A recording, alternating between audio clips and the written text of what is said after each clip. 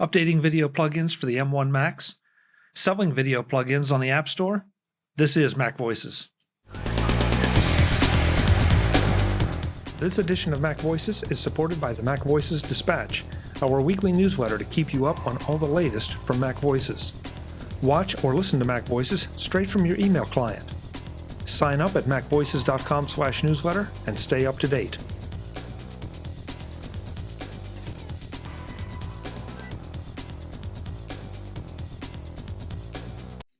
Welcome to MacVoices. This is the talk of the Apple community, and I'm Chuck Joyner. Folks, it's time for another check-in with Jim Tierney of Digital Anarchy about some of what they're doing with their products, and especially this time in relation to the new M1 Macs. Jim, it's great to see you as always. Thanks for being here.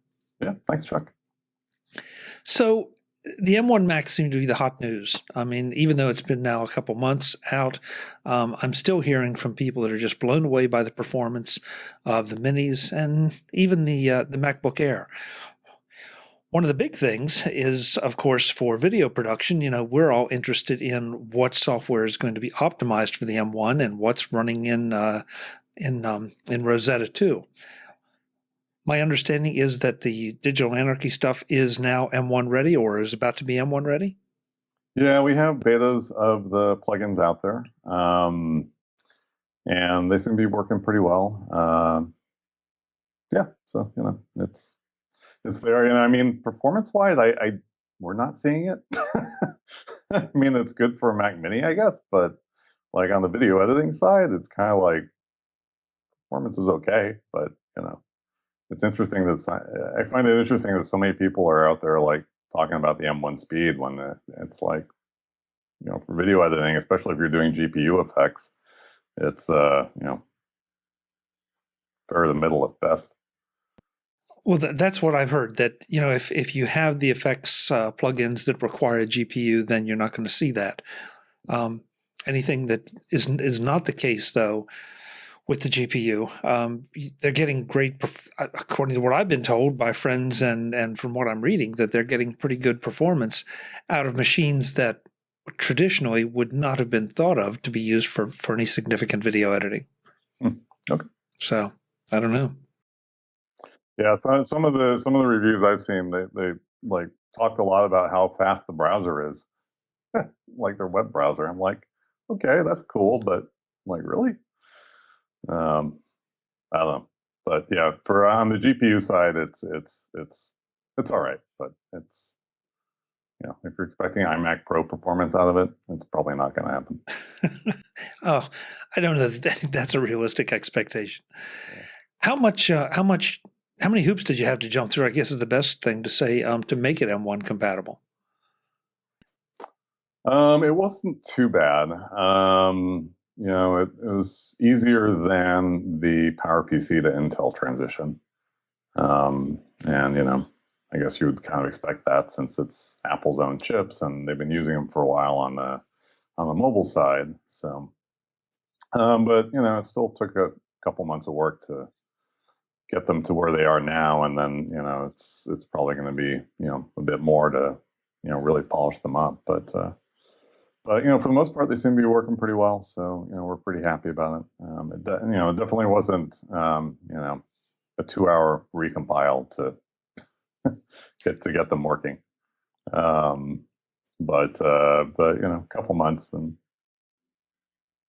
for the 3 plugins that we've ported over so far. So I feel sorry for the people that have these, 200 plugin sets. Makes it a little bit harder. Well, and I think, as you know, I'm not like in the video production business. I do it on the side, but I don't care who you are. If you have your favorite plugins, if you have those things that you come to depend on, you do hold your breath a little bit in situations like this as to whether the developer is going to make that transition or whether they're just going to throw their hands up and say, we're just not going to bother. So it's a relief that you guys did. Yeah, I don't think you have to worry so much about that, or at least with most developers. But it's not easy, and so it takes some time sometimes. Especially if you've got one of these huge plugin sets, it's going to take a little bit for it to be completely ported over. So, yeah. So, I mean, it's just, it's just that, Apple kind of makes it sound like it was going to be super easy for developers. And it's, especially on the video production side, it's just not that easy because you're dealing with a whole bunch of, you're dealing with the GPU and you're dealing with, trying to make sure your speed is just as fast as like the, Intel versions and everything else. And there's just a lot of moving pieces for video production software, because, we're, it's not a web browsing plugin. It's like we're trying to, process a ton of data, with these huge files, HD and 4K and people moving to 8K and all this other stuff. It just makes it, it's a lot. It's a fair amount of work. So I can't let that go. You people are moving to 8K. Are you seeing a lot of that at this point? No, but I mean, it's a thing, right? So, I mean, I think it's more on the capture side than it is. I mean, it's how 4K was initially, right? So it's like people were shooting 4K not really to deliver it, but to go like, all right, well, now I have my options. I can crop this to HD at, put the HD frame anywhere I want in this 4K thing, and have a lot of extra, just pixels to play around with. So I think 8K is being used a lot for that. Now that people are delivering in 4K, I have a hard time seeing like 8K delivery really being a big thing anytime soon. There's no devices that really play it. But when Netflix decided to start delivering 4K, that kind of pushed a lot of people to go like, all right, well, now we got to start shooting in 4K and editing in 4K and delivering in HD and 4K. So, it's a thing. Yeah. But as you get these higher resolution cameras out there, it's like you still got to process it regardless. I mean, even if you're just like cropping it, there's still a lot more data that's being, pushed through the machine and pushed through the graphics card and everywhere else. And, you kind of have to account for that. Yeah, and your comments about 8K, excuse me, make perfect sense, because I know how even just shooting with an iPhone or an iPad in 4K, you have that ability to move around within the frame and pick up things, and so if I could go with 8K, that gives you even more flexibility. So yeah, I get it, and it makes sense to anybody that understands it that way. But yeah, I mean, TVs and how is 8K going to be delivered over cable at this point? Yeah, I mean, that's a problem. Yeah, I mean, 4K is a problem. Yeah. It's like you're really compressing it, and So I mean, and the funny thing is, half the people are watching these on their laptop screens, and it's like you completely don't need 4K. So, but if you're watching on a 90-inch TV, makes a difference. Oh yeah, if you can get something that can deliver the 8K to the 90-inch TV, yeah. I mean 4K. Or 4K. I mean, you're not gonna see any difference between 4K and 8K on a 90-inch TV. I mean, it's for 8K for there to be actually a difference. I mean, you're probably talking like a wall-sized TV or something, because I mean, it's hard to see the difference between 4K and HD on a screen that's under 80 inches. So it's like you're not going to see any difference with 8K, but on the capture side, it does give you a lot more flexibility and cropping things out and figuring out what you want in your 4K frame. I think. So, I know you guys are doing something with Final Cut at this point, or something newer with Final Cut. Can you give us a little update on that? Yeah, so with Final Cut 10.5, they updated their API. So they went from FX 3 to FX 4. And so we've had to port to that as well. So Apple has made 2020 kind of busy for us. Porting all the plugins to the new Final Cut architecture, porting them to M1. And so we've got betas of most of our plugins available for that. Box is the last one that's kind of lagging a little bit, but we're working on that, and that should be out by the next Final Cut update. And then all of them will be FXPlug 4 compatible, M1 compatible, Metal compatible, all the things. So, all the buzz phrases. all the things. Help me understand, what's the difference between FXPlugs 3 and 4? It's new. I'm not the programmer, so I don't actually. I mean, there's on our end, it just means a lot of work. That's about all it means. I believe that part of it is that when on the Apple side, if the plugin crashes, it doesn't crash the entire application. The plugin just stops working, which probably means you need to restart anyways, but it doesn't take down the entire host application. So I think that was on the Apple's side. I think that was part of their re-architecting, is to have that feature so that the app stays up even if the plugin goes down. Otherwise, it's, from our point of view, it's about the same. I mean, we're just pushing pixels around, so there's not a tremendous amount of difference as far as what we've seen. But yeah, I mean, and Apple may have other reasons, but again, I'm not the programmer, so I don't know exactly all the bells and whistles or what exactly the changes are to it. It may be that they are moving to an architecture that's a little bit more compatible with, like the App Store type stuff, because right now plugins can't be sold in the App Store. So, yeah, I don't know. Interesting. But yeah, I mean, there's not, from the user side, I don't think you're going to see any difference. I mean, it's just, aside from, Final Cut maybe not crashing when if the plugin causes it. Well, I have to admit, I hadn't thought about the fact that you can't buy plugins in the App Store. It's obvious because they aren't there, but I just never thought about it exactly that way. So that could be it. But I have to admit, I do like the idea of Final Cut not crashing. Not that has happened often, but when it does, you hold your breath, because I've had a couple instances where something crashed it and it corrupted a project and you had to reload from a backup. And that, those kind of crashes, those kind of uncontrolled quits, unintentional, uncontrolled, do strange things sometimes. So that, that's not a bad thing from a user perspective. Yep.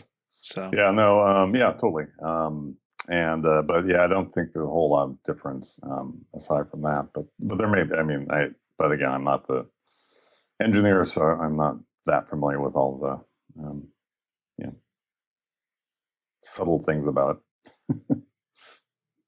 Yeah. Well, nothing seems to be staying still. I mean, we're pushing forward for better or worse, and I'd like to think in pretty much all the cases it's for the better. Yeah, definitely. Yeah, we hope. I mean, and the other thing is we port to Metal, and that is beneficial. It is a little bit faster than OpenCL, and Apple is definitely supporting it better going forward. So we've been a little bit kind of dragging our feet on that, and then finally decided to do it.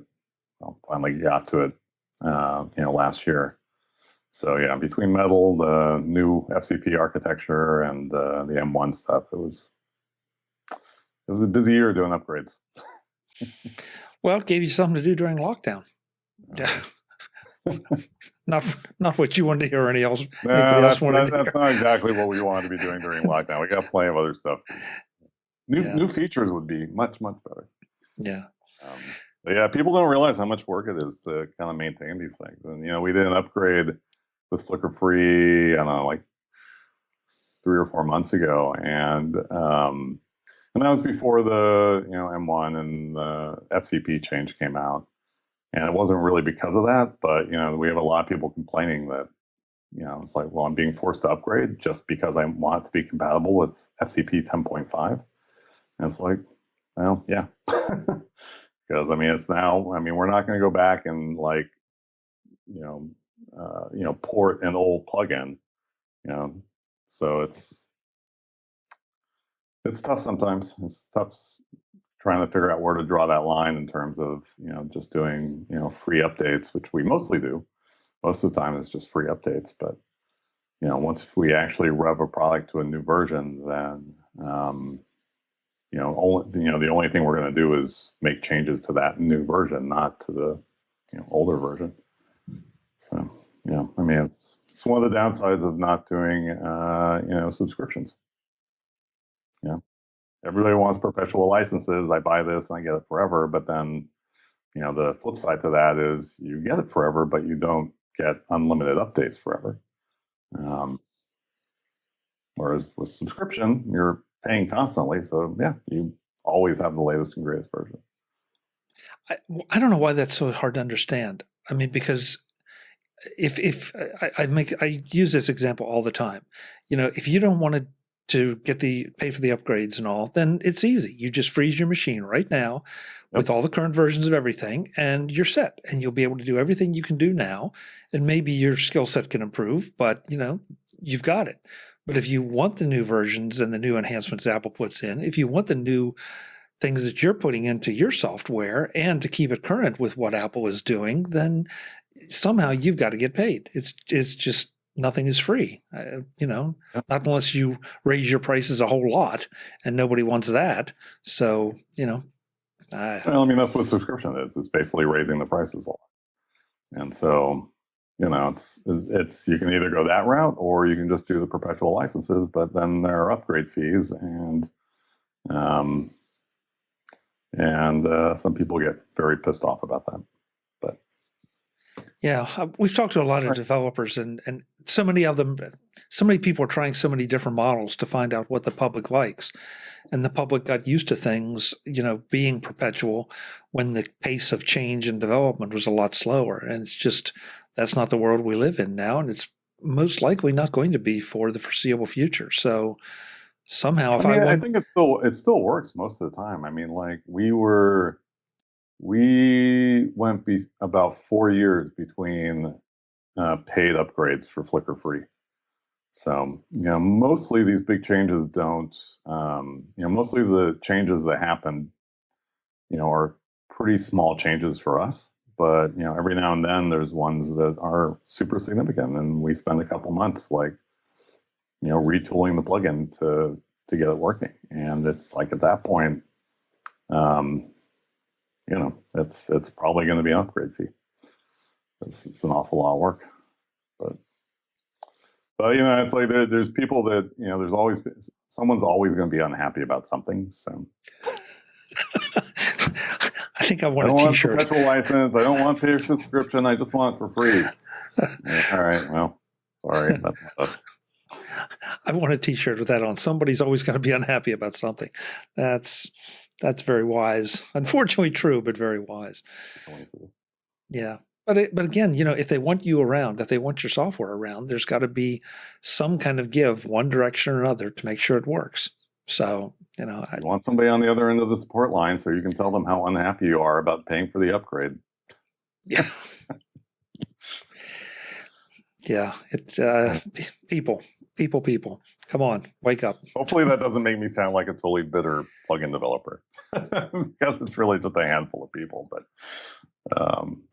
it's most of our customers are awesome, and understand like what we do to make sure the plugin all the software works and support them and everything else. So most people understand it, but there's always a few people that just want to get bent out of shape about it.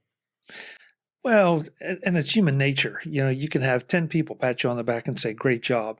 And as soon as somebody comes up and one person says, hey, this really isn't good, or I didn't like this, that's the one you listen to and take it to heart. And that's exactly the wrong way, but we all do it. I know Yep. I get that here. Somebody sends me something in about an interview and it's like, well, gee, I didn't think it was that bad. Was Let me go back and look at it. And yet I've had plenty of people say, oh yeah, it was great. It was fine. So yeah, we got to change our mindset a little bit. Yeah, I mean, I've been doing this long enough that it doesn't, faze me too much. But I mean, it just kind of, I mean, really, the point I was trying to make is that, all this stuff we spent a lot of time last year kind of reworking stuff for Apple, and I'm glad it's mostly done. So yeah, so the M1 builds are up there. The new metal build. The new FCP builds are up there too. The only thing that we don't have ready is the metal version of Beauty Box, and that should be coming probably in the next few weeks. Well, hopefully some people will listen to this and appreciate the work that has gone into what you're doing, and you and all the other developers, and can recognize it. And that even if they're not going to pat you on the back, at least don't call the support line and gripe. So if you can avoid. Well, I mean, most of them don't, and most of them understand how much work we're doing. So it's not really a problem. I'm just one of those people who want to bitch about something. Well, I guess I can't really complain about other people doing it if I'm going to sit here and do it too. Yeah. Oh, well. Any news on the transcriptive front? We have a new update coming out. That's a free one, 2.6. And that should have some cool new stuff. It improves the sharing a little bit. You can now add comments to the transcript, kind of like you would in like a Google Doc or something. Kind of make notes or whatever you want to do. The usual bug fixes, and a little bit better. It works a little bit better with multicam. Power search will work better with multicam and some of the other weird stuff that Premiere does.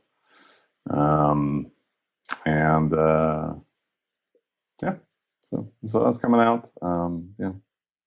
We continue kind of poking away at it.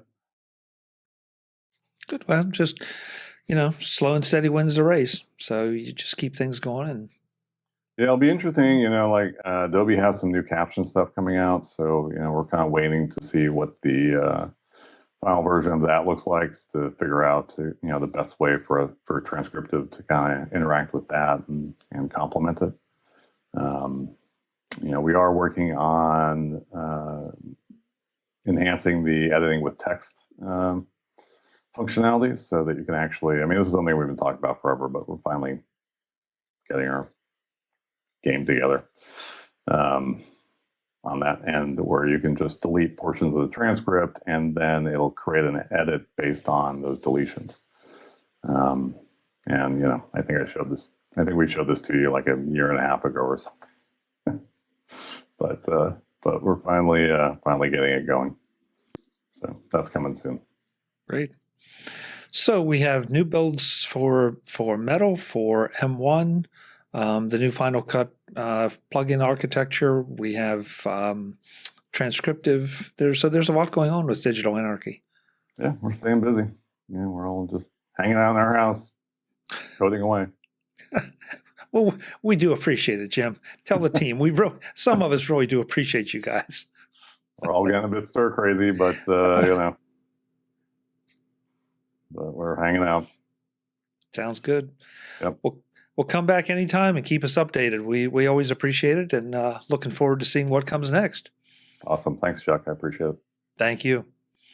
Folks, I'm Chuck Joyner. This is Mac Voices. Go check out everything Digital Anarchy does if you're into video production, or if you're not, just see what is possible. It may spur you on.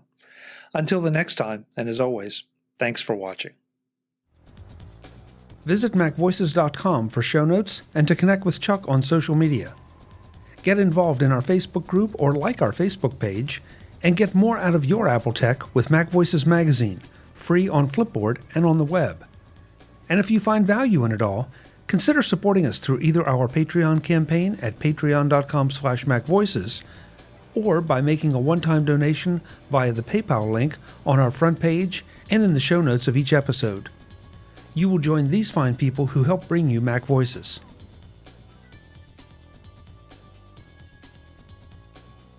Advertising handled by Backbeat Media at backbeatmedia.com. Bandwidth provided by CacheFly at cachefly.com.